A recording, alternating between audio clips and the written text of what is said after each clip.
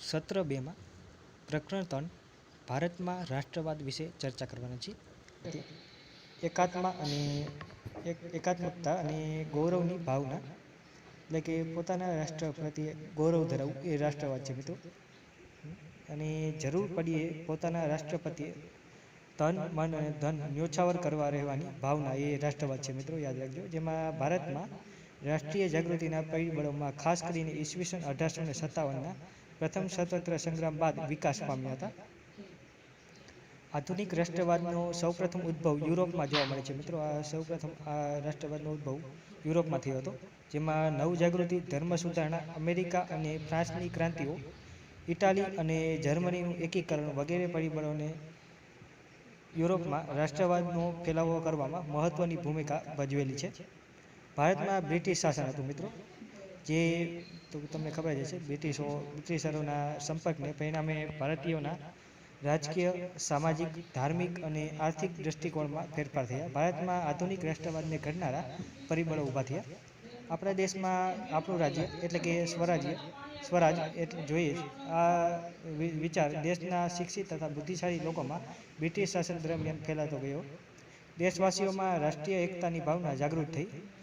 આવી રાષ્ટ્રવાદની ભાવના પેદા કરનારા પરિબળો આપણે આ પ્રકરણમાં મિત્રો અભ્યાસ કરીશું. જેમાં સૌપ્રથમ આપણે રાજકીય પરિબળો ક્યાં ક્યાં છે તેના વિશે આપણે ચર્ચા કરીશું. જેમાં અંગ્રેજોના શાસન પહેલાં આપણા દેશમાં રાજકીય એકતાનો અભાવ હતો. ભારત નાના મોટા રજવાડાઓમાં વહેંચાયેલું હતું. અંગ્રેજોએ ભારતના ઘણા રાજવીઓને હરાવીને મોટાભાગના ભારત ઉપર પ્રત્યક્ષ કે પરોક્ષ રીતે અંકુશ સ્થાપી દીધો હતો. એટલે કે મિત્રો તે સમયમાં ભારતના ભાગલા પાડીને તે લોકોએ અહીં તેમનો કબજો જમાવ્યો હતો. અંગ્રેજોના તાબા હેઠળના એક સરખું વહીવટી તંત્ર અમલમાં આવ્યું હતું. અંગ્રેજ શાસનનો અનુભવ એકંદરે સારો ન હતો. અને આવા અનેક કારણોસર અંગ્રેજ શાસન સામેનો વિરોધ ઊભો થયો. ધીરે ધીરે આ વિરોધ પ્રબળ બનતો ગયો હતો. હવે આર્થિક પરિબળો, જેમાં અંગ્રેજોની આર્થિક નીતિને ભારતને પાયમાલ કર્યું હતું.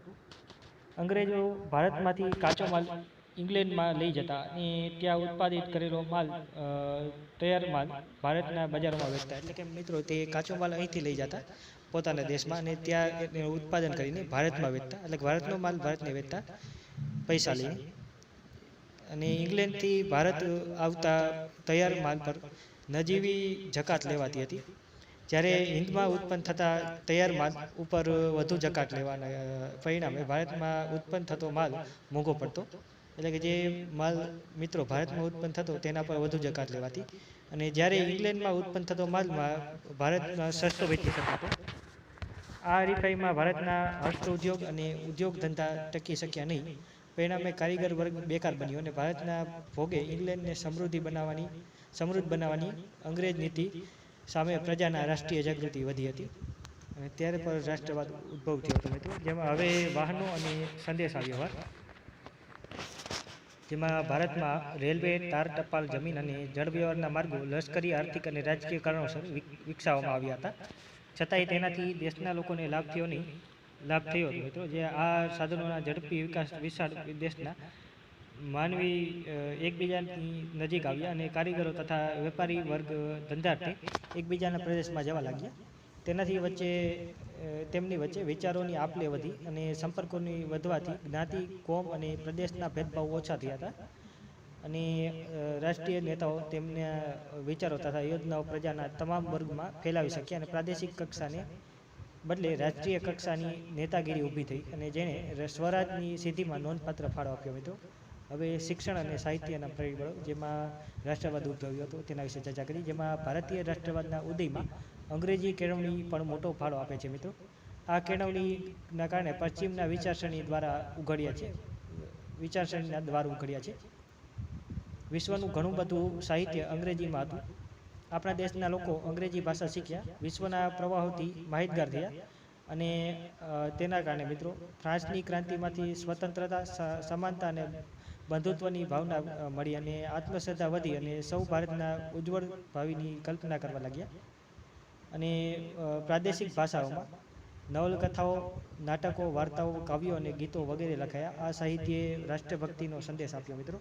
હવે વર્તમાનપત્રો, જેમાં રાષ્ટ્રીય ચેતના ફેલાવવા વર્તમાનપત્રોએ નોંધપાત્ર હિસ્સો આપ્યો મિત્રો, જેમાં બંગાળા, મુંબઈ, મદ્રાસ તથા બીજી પ્રાંતોમાં પ્રસિદ્ધ તથા અખબારોએ સરકારની નીતિઓની ટીકા કરી અને લોકોમાં રાષ્ટ્રીય ભાવના જાગૃત કરી હતી મિત્રો. ભારતનો ભવ્ય વારસો, જેમાં પાશ્ચાત્ય પુરાતત્વવિદ એલેક્ઝાન્ડર કનિંઘહામ તથા તેના મદદનીશોએ ભારતના અનેક પ્રાચીન સ્થળોએ ખોદકામ કર્યા હતા મિત્રો. અને તેમણે સંસ્કૃતિની ગૌરવગાથા અનેક અવશેષો શોધી કાઢ્યા ભારતીય સંસ્કૃતિને, જેમાં ભગવાનલાલ ઇન્દ્રજી જેવા ભારતીય પુરાતત્વવિદે પણ અનેક પુરાણા અવશેષો શોધી ભારતીયોને દેશની સંસ્કૃતિની ભવ્યતાનો ખ્યાલ આપ્યો મિત્રો. અને ભારતીય સંસ્કૃતિની વારસાને લગતી શોધખોળ કરી હતી તેમણે. ભારતના વિદ્વાનો પણ તેમાં જોડાયા અને પુસ્તકો પણ લખાયા, જેમાં ગૌરવપૂર્ણ સાહિત્ય અને સંશોધનથી દેશવાસીઓની રાષ્ટ્રીય અસ્મિતા જાગૃત થઈ હતી મિત્રો. હિન્દ રાષ્ટ્રીય મહાસભા, ઇન્ડિયન નેશનલ કોન્ફરન્સની સ્થાપના થઈ તેના વિશે ચર્ચા કરીશું, જેમાં હિન્દી રાષ્ટ્રીય મહાસભાની સ્થાપનામાં ઉપરના પરિબળો તથા કેટલીક પ્રાદેશિક સંસ્થાઓ પણ ફાળો હતો. આ સંસ્થાઓએ રાષ્ટ્રીય મહાસભાની સ્થાપનામાં ભૂમિકા તૈયાર કરી મિત્રો. જે સંસ્થાનું નામ તમે જોઈ શકો છો, ઉપર લખેલ છે.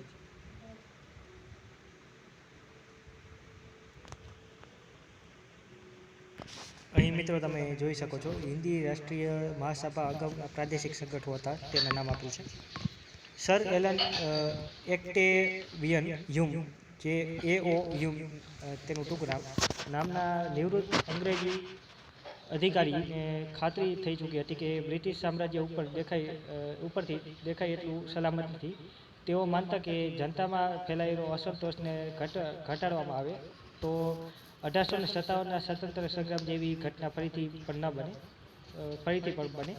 આ જનાક્રોશ રોકવા તેમણે બંધારણીય સંસ્થા સ્થાપવાનું વિચાર્યું અને તત્કાલીન વાઇસરોય ડફરીનને સમજાવ્યું, અને નિવૃત્ત અધિકારીના વિચારને વાઇસરોયે પણ ટેકો મળ્યો મિત્રો.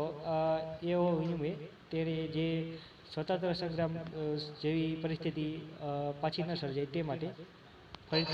તે માટે એક સંસ્થાને સ્થાપવાનું વિચાર્યું હતું. AO હ્યુમના પ્રયત્નોથી ડિસેમ્બર 1885માં હિન્દી રાષ્ટ્રીય મહાસભાની સ્થાપના કરવામાં આવી. મુંબઈના ગોકુળધામ તેજપાલ સંસ્કૃત પાઠશાળામાં 28મી ડિસેમ્બર 1885ના રોજ વ્યોમેશચંદ્ર બેનર્જીના પ્રમુખ પદે તેનું પ્રથમ અધિવેશન મળ્યું હતું મિત્રો, જેમાં ભારતના જુદા જુદા પ્રદેશમાંથી 72 પ્રતિનિધિઓ હાજરી આપી હતી. અને તેમાં દાદાભાઈ નવરોજી, ગોપાલકૃષ્ણ ગોખલે, ફિરોજ શાહ મહેતા, બદરુદ્દીન તૈયબજી, KT તેલંગ, દિનશા વાદશાહ વગેરે મુખ્ય આગેવાનો હતા. અને દેશની અનેક સમસ્યા પર ચર્ચા વિચારણા થઈ હતી. અહીં તમે જોઈ શકો છો કે હિન્દી રાષ્ટ્રીય મહાસભા પ્રથમ અધિવેશન મુંબઈ 1885માં જે યોજાયું હતું તેનો અહીં તમે ફોટો જોઈ શકો છો, આપેલ છે. ત્યારબાદ બીજું અધિવેશન મિત્રો કોલકાતામાં થયું હતું. તેના પ્રમુખ દાદાભાઈ નવરોજી હતા. તે એક વર્ષ બાદ તેના એટલે કે 1886માં, અને તેના સભ્ય 432 હતા. ત્રીજું બંદરાસમાં થયું હતું. તેના બદરુદ્દીન તૈયબજી હતા પ્રમુખ, અને તે થયું હતું 1887માં, અને તેમાં સભ્યો હતા 607. મહાસભાની પ્રથમ તબક્કાની કામગીરી જે 1885થી 1905 સુધી ચાલી હતી મિત્રો, તેના વિશે આપણે ચર્ચા કરીશું. જેમાં મહાસભાની પ્રથમ તબક્કાની કામગીરી બંધારણીય હતી અને સરકાર સમક્ષ રાજકીય, આર્થિક અને સામાજિક વિકાસ અને શૈક્ષણિક પ્રગતિ માટે કરેલી માગણીઓને અંગ્રેજ સરકારે અવગણી હતી. સરકારી નોકરીઓમાં હિન્દીઓને વધારે પ્રમાણમાં લેવા, લશ્કરી અને મુલકી ખાતાઓ થતો ખર્ચ ઘટાડવો, ખેડૂતોને દેવા રાહત આપવી, ગૃહ ઉદ્યોગોને સજીવન કરવા વગેરે માગણીઓ કરવામાં આવી હતી. મહાસભા દ્વારા કેન્દ્રીય તેમજ પ્રાંતિક ધારાગૃહોનો વિસ્તાર કરીને તેમાં 50% સભ્યો ચૂંટાયેલા રાખવા તથા કારોબારીને શક્ય તેટલી હદે ધારાસભાને જવાબદાર બનાવી જેવા ઠરાવ પણ પસાર કરવામાં આવ્યા હતા મિત્રો. મહાસભાએ શિક્ષિત વર્ગમાં રાષ્ટ્રીય ચેતના જગાવીને તેને રાજકીય તાલીમ આપી અને સ્વતંત્રતા સંગ્રામ માટે યોગ્ય નેતાઓ મળ્યા તેનાથી. હવે ભાગલા પાડો અને રાજ કરો જે નીતિ અપનાવવામાં આવી હતી મિત્રો, ડિવાઇડ એન્ડ રૂલ, તેના વિશે ચર્ચા કરશે. હિન્દી રાષ્ટ્રીય મહાસભાની સ્થાપના એટલે કે મિત્રો કોંગ્રેસની સ્થાપના શરૂઆતમાં અંગ્રેજ શાસકોને તેના પ્રત્યે સહાનુભૂતિ ધરાવતા હતા, પરંતુ થોડા સમય બાદ તેઓ વિરોધી બન્યા હતા તેના સભાના વિરોધી બન્યા હતા મિત્રો આ મહાસભાના. અને કોંગ્રેસના અધિવેશનમાં શરૂમાં સરકારી અધિકારીઓ હાજર રહેતા, પાછળથી સરકારે તેમને કોંગ્રેસના અધિવેશનમાં હાજરી આપવા પર પ્રતિબંધ મૂક્યો. ગવર્નર જનરલ કર્ઝને રાષ્ટ્રીયતા વિરોધી કેટલાક પગલાં ભર્યા અને ભારતના લોકમતની અવગણના કરી. તેણે ભાગલા પાડો અને રાજ કરવાની નીતિ અપનાવીને બંગાળનું ઈસવીસન 1905માં વાઇસરોય કર્ઝને વિભાજન કર્યું. એટલે કે મિત્રો 1905માં જે બંગાળનું વિભાજન કરીને ભાગલા પાડો અને રાજ કરવાની નીતિ અપનાવવામાં આવી હતી, યાદ રાખજો. બંગાળના ભાગલા વિશે ચર્ચા કરીશું જે 1905માં થયા હતા. બ્રિટિશ હિન્દનો સૌથી મોટો પ્રાંત બંગાળ હતો મિત્રો. તેમાં બિહાર અને ઓરિસ્સાના કેટલાક પ્રદેશોનો સમાવેશ થાય છે. એટલે કે જે હાલમાં જે ઓરિસ્સા અને બિહાર છે તે પણ તે સમયમાં બંગાળમાં સમાવેશ થતો હતો. તેની વસ્તી 7 કરોડ ને 80 લાખ હતી મિત્રો, એટલે કે 8 લાખ જેવી હતી. આટલા મોટા પ્રાંતનો વહીવટ કરવાનું મુશ્કેલ હોવાનું તેથી વિભાજન કરવું જરૂરી હતું. એટલે કે તે મોટો પ્રાંત હતો મિત્રો અને તેનું નિયમન કરવા માટે, વહીવટ કરવા માટે તેનું વિભાજન કરવું અનિવાર્ય હતું. તેમ છતાં પ્રાંતમાંથી બિહાર અને ઓરિસ્સા પ્રદેશ અલગ કરવાને બદલે મુસ્લિમ બહુમતીવાળા પૂર્વ બંગાળાને તેમાંથી અલગ કરવામાં આવ્યું અને બંગાળા તે સમયે સૌથી વધુ જાગૃત પ્રાંત હતો. વાઇસરોય કર્ઝને મુસ્લિમ બહુમતીને અલગ કરી હિન્દુ મુસ્લિમ વચ્ચે કોમવાદ ઊભો કરીને વધતી જતી રાજકીય જાગૃતતાને નબળી પાડવા માગતો હતો. એટલે કે મિત્રો તેઓએ મુસ્લિમ જે બંગાળા હતું તેને અલગ કર્યું અને હિન્દુ મુસ્લિમ વચ્ચે કોમવાદ ઊભો કર્યો હતો આ કર્ઝને. અને રાષ્ટ્રીય નેતાઓ અને લોકો સરકારનો ઈરાદો સમજી ગયા અને તેઓએ આ યોજનાનો ઉગ્ર વિરોધ કર્યો હતો મિત્રો. આ જે બંગાળના ભાગલા કરવામાં આવ્યા તેનો ઉગ્ર વિરોધ થયો હતો તે સમયમાં. હવે બંગભંગનું આંદોલન થયું તેના વિશે ચર્ચા કરીશું. જે બંગાળાની એકતાને તોડનાર આ ભાગલાનો વિરોધ કરવા બંગાળાના જાહેર સભાઓ અને સરઘસોના કાર્યક્રમો થયા. આંદોલનમાં બંકિમચંદ્ર ચટ્ટોપાધ્યાયની આનંદમઠ નવલકથાનું વંદે માતરમ ગીત લડાઈનો નારો બની ગયો અને આખા દેશમાં રાષ્ટ્રીય ભાવનાનું અભૂતપૂર્વ મોજું ફરી વળ્યું મિત્રો. જે દિવસે ભાગલાનો અમલ થયો અને તે દિવસે બંગાળમાં શોક દિન તરીકે ઉજવવામાં આવ્યો હતો મિત્રો. જે દિવસે બંગાળના ભાગલા થયા ત્યારે તે શોક દિન તરીકે ઉજવવામાં આવ્યો તે દિવસને. અને આખા પ્રદેશમાં હડતાળ પાડવામાં આવી હતી અને રવિન્દ્રનાથ ટાગોરના સૂચનથી તે દિવસને એકતા દિન તરીકે પણ ઉજવવામાં આવ્યો. હવે સ્વદેશી આંદોલન, જેમાં બંગભંગની લડતને ઉગ્ર અને વ્યાપક બનાવવાનું નક્કી થયું. આ ચળવળ મુખ્યત્વે 3 લક્ષણો હતા મિત્રો, જેમાં સ્વદેશી માલનો વેપાર કરવો, વિદેશી માલનો બહિષ્કાર કરવો અને રાષ્ટ્રીય શિક્ષણ લેવું. આ ઉદ્દેશોને હાંસલ કરવા બંગાળના લોકોએ વ્યાપક લડત ચલાવી હતી. તેમાં સુરેન્દ્રનાથ બેનર્જી, બિપિનચંદ્ર પાલ અને અરવિંદ ઘોષ જેવા કોંગ્રેસના આગળ પડતા નેતા હતા જેમાં આ આંદોલનમાં મિત્રો. સ્વદેશી માલના ફાયદા સમજાવવામાં આવ્યા. વર્તમાનપત્રો, લખાણો, સરઘસો, જાહેર સભા અને લોકગીત દ્વારા સ્વદેશી માલનો પ્રચાર કરવામાં આવ્યો હતો મિત્રો આ આંદોલનમાં. સ્વદેશી ચળવળ બંગાળા ઉપરાંત હિન્દના અન્ય પ્રાંતોમાં પણ ફેલાઈ હતી. હવે રાષ્ટ્રીય શિક્ષણ, જેમાં સ્વદેશી અને બહિષ્કાર સાથે સંકળાયેલું 1905ના આંદોલનનું ત્રીજું મહત્વનું લક્ષણ રાષ્ટ્રીય શિક્ષણ હતું. બંગભંગના ચળવળમાં વિદ્યાર્થીઓએ આગળ પડતો ભાગ લીધો, તેથી વિદ્યાર્થીઓને સામૂહિક દંડ કરવાથી માંડીને તેમને શાળા કોલેજોમાંથી કમી કરવા સુધીના પગલાં ભરવામાં આવ્યા અંગ્રેજો દ્વારા મિત્રો. અને પરિણામે વૈકલ્પિક શિક્ષણની તરીકે રાષ્ટ્રીય શાળાઓ શરૂ કરવામાં આવી હતી મિત્રો. અને બંગાળની ઈસવીસન 1907માં 25 રાષ્ટ્રીય માધ્યમિક શાળાઓ અને 300 રાષ્ટ્રીય પ્રાથમિક શાળાઓ હતી. 1911માં અંગ્રેજ સરકારને બંગાળના ભાગલા રદ કરવાની ફરજ પડી હતી અને બંગાળની પ્રજાનો શાંત અને અહિંસક માર્ગે મેળવેલો આ એક યાદગાર અને ઐતિહાસિક વિજય હતો મિત્રો. હવે જહાલવાદનો ઉદય થયો ત્યારબાદનો આપણે વિશે ચર્ચા કરીશું, જેમાં દાદાભાઈ નવરોજી, સુરેન્દ્રનાથ બેનર્જી, ગોપાલકૃષ્ણ ગોખલે, ફિરોઝશાહ મહેતા વગેરે નેતાઓ બંધારણીય માર્ગે રાજકીય હકો મેળવવાના પ્રયત્ન કરતા હતા. તેઓએ તેમના સમય પ્રમાણે મવાડ વલણ એટલે કે નરમ વલણ અપનાવ્યું હતું હોવાથી મવાડવાદી તરીકે ઓળખાયા હતા. મજબૂત રાષ્ટ્રીય ચેતના માટેની પૂર્વ ભૂમિકા તૈયાર કરી તે લોકોએ, અને તેમણે સ્વશાસન, સમાનતા, લોકશાહી અને સ્વતંત્રતાના વિચારોનું ભારતીય પ્રજાના બીજારો કરવાનું કાર્ય કર્યું મિત્રો.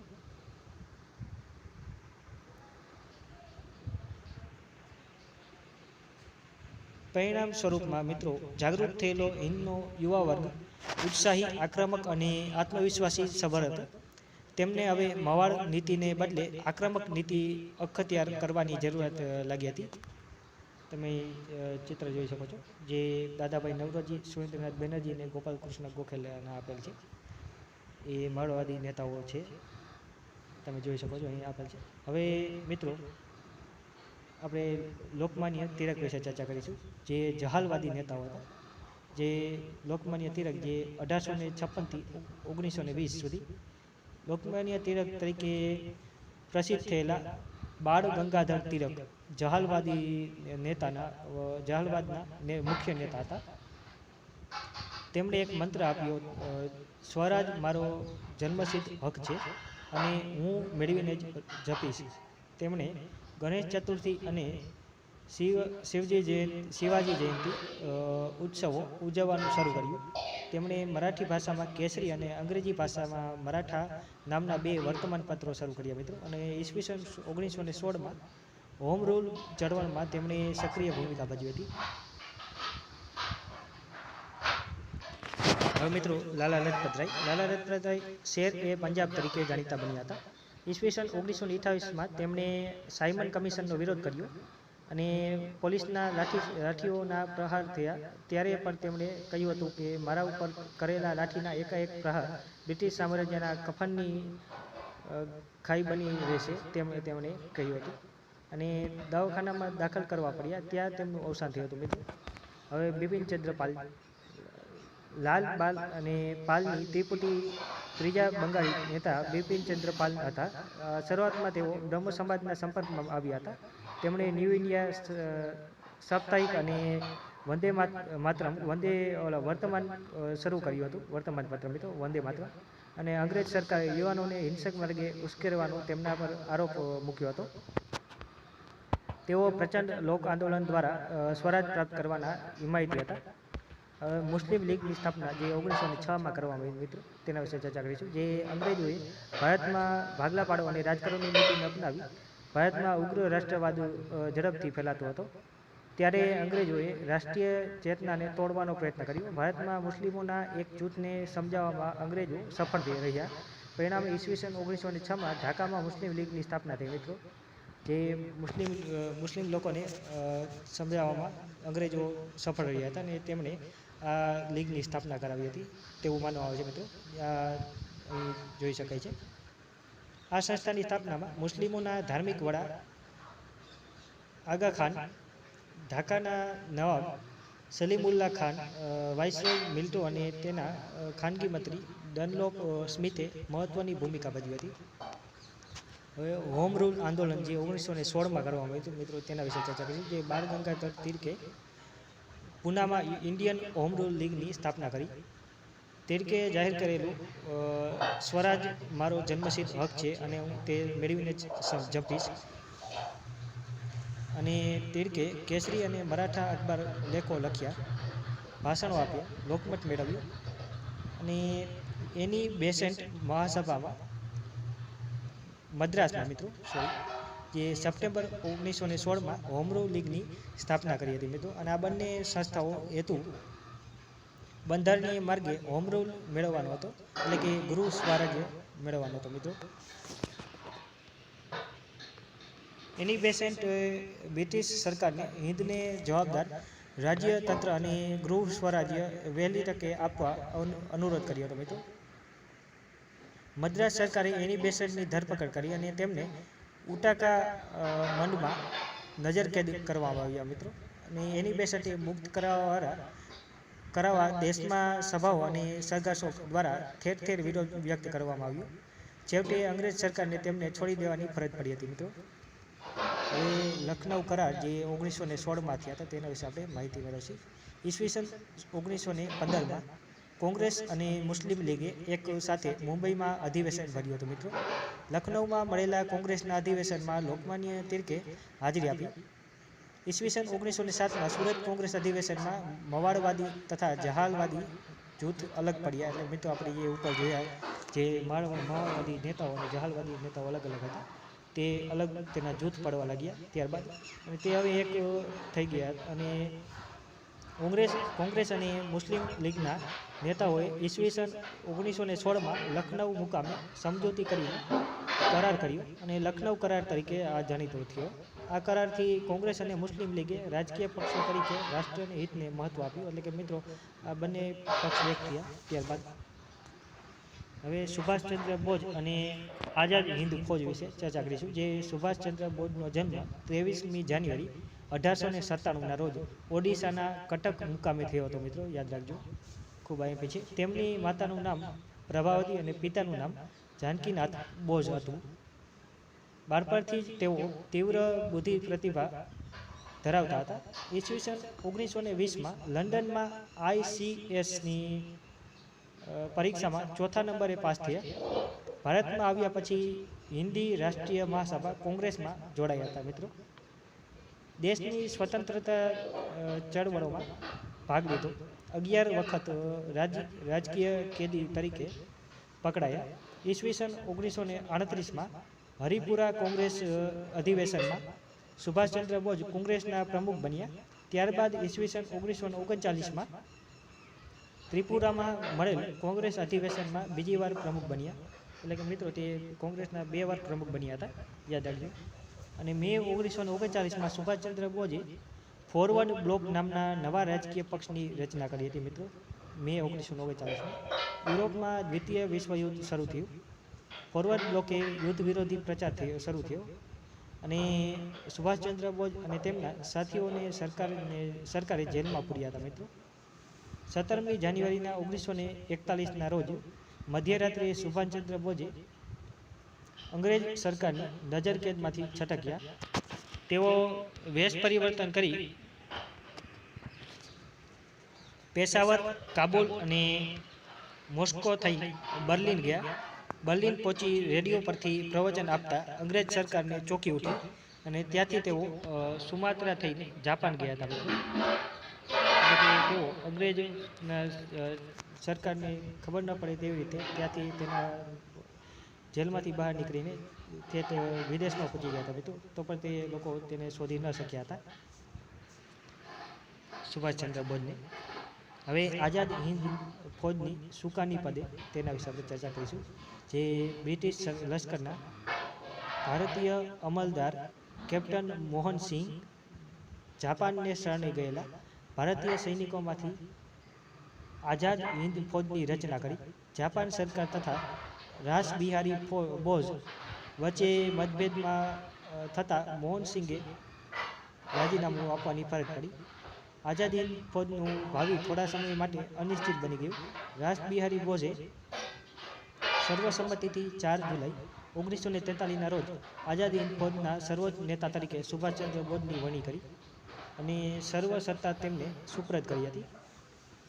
જુલાઈ 1943માં સુભાષચંદ્ર બોઝે આઝાદ હિન્દ ફૌજનું સુકાની પદ સંભાળ્યું. તેમને નેતાજીનું હુલામણું નામનું નામ આપવામાં આવ્યું. મિત્રો યાદ રાખો કે સુભાષચંદ્ર બોઝને જે આઝાદ હિન્દ ફૌજના પ્રમુખ બન્યા ત્યારબાદ તેમને નેતાજી નામનું હુલામણું નામ આપવામાં આવ્યું હતું. અને નેતાજીએ ફૌજને ચલો દિલ્હીનું સૂત્ર આપ્યું હતું. તેમણે ભારતને જય હિન્દનો મંત્ર પણ આપ્યો હતો. તેમણે દક્ષિણ પૂર્વ એશિયાના દેશોનો પ્રવાસ કરી ત્યાંના ભારતીયો પાસે માતૃભૂમિ સ્વતંત્રતા માટે તેમના સર્વસ્વનું બલિદાન આપવાની માગણી કરી હતી. તુમ મુજે ખૂન દો મેં તુમ્हें આઝાદી દૂંગાનું સૂત્ર પણ તેમણે આઝાદી માટે આહવાન કર્યું હતું. આ સૂત્ર પણ તેમણે આપ્યું હતું મિત્રો, તુમ મુજે ખૂન દો મેં તુજે આઝાદી દૂંગા. અહીં સુભાષચંદ્ર બોઝ અને આઝાદ હિંદ ફૌજના સાથીદારોનું ચિત્ર આપણે તમે જોઈ શકો છો. હવે કામચલાઉ સરકાર, જે ઓક્ટોબર 1943માં સુભાષચંદ્ર બોઝે સિંગાપુરમાં કામચલાઉ સરકારની સ્થાપના કરી, જે આરજી હકુમતે આઝાદ હિંદ તરીકે ઓળખાય છે મિત્રો. જે સુભાષચંદ્ર બોઝે લશ્કરના સર્વોચ્ચ વડા તરીકેનો હોદ્દો સાંભળ્યો. કામચલાઉ સરકારે ઇંગ્લેન્ડ અને અમેરિકા સામે યુદ્ધ જાહેર કર્યું હતું. આઝાદ હિંદ ફૌજની કામગીરી વિશે ચર્ચા કરીશું. જે સુભાષચંદ્ર બોઝ આઝાદ હિંદની કામચલાઉ સરકારના વડા બન્યા પછી આઝાદ હિંદ ફૌજનું પુનઃ આયોજન કર્યું. તેમણે સૈનિકોને સઘન તાલીમ આપી. આઝાદ હિંદ ફૌજે ભારતની પૂર્વ સરહદે આરાકાન અને ઇમ્ફાલ વિભાગમાં કેટલાક વિજયો મેળવ્યા અને જાપાન ઉપર અમેરિકા દ્વારા અણુબોમ્બ ફેંકાયો. તે સમયે જાપાન હાર્યું હતું અને યુદ્ધની પરિસ્થિતિ બદલાઈ અને આઝાદ હિંદ ફૌજનું ભવિષ્ય રહ્યું નહીં. 4,000 સૈનિકોની ખુવારી થઈ અને 25,000 સૈનિકો કેદ પકડાયા હતા મિત્રો. હવે નેતાજીની પ્રતિજ્ઞા હતી કે હું ગુલામ હિન્દુસ્તાનમાં પગ મૂકીશ નહીં. નેતાજી રંગૂન અને બેંકોક છોડીને વિમાન માર્ગે આગળ વધ્યા. જાપાને કરેલી જાહેરાત મુજબ 18 ઓગસ્ટ 1945ના રોજ ફોર્મોસાના તાઇપેઈ વિમાની મથકથી વિમાન ઉપડ્યું અને તરત જ તેને આગ લાગી અને નેતાજી સખત દાઝ્યા અને અવસાન પામ્યા એવું કહેવાય છે મિત્રો, કે ત્યારબાદ તેઓ અવસાન પામ્યા હતા. જે વિમાનમાં તેઓ જે જવાન હતા તે વિમાન સખત જે તેમાં આગ લાગી અને તેનાથી તેનું મૃત્યુ થયું હતું. સુભાષચંદ્ર બોઝનું તેવું માનવામાં આવે છે મિત્રો. મિત્રો અહીંયા